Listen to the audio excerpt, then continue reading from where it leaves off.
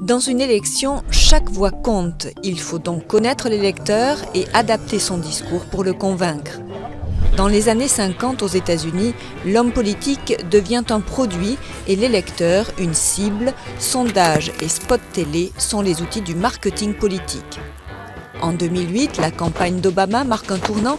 Il utilise massivement les réseaux sociaux et surtout le big data.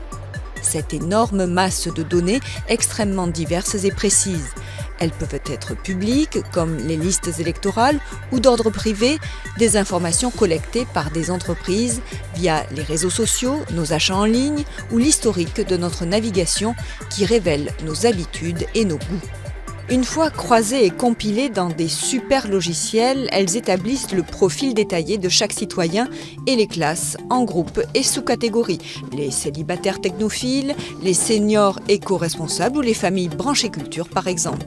Obama avait fiché 220 millions de personnes, soit la quasi-totalité du corps électoral, en croisant sa propre base de données avec des informations commerciales, ethniques ou religieuses.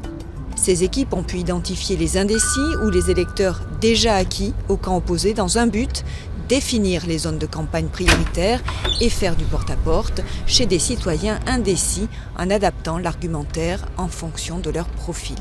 Donald Trump et Hillary Clinton ont aussi utilisé ce type de technique, tout comme Nicolas Sarkozy en 2016. Pour la présidentielle 2017, plusieurs candidats se sont équipés de super logiciels qui gèrent leur base de contacts et démarchent des électeurs grâce à des mails thématiques et ciblés. En Europe et en particulier en France, les lois sur la protection des données individuelles encadrent l'exploitation du big data. Les citoyens doivent théoriquement donner leur accord pour chaque donnée personnelle utilisée, mais en pratique, ces règles sont parfois contournées.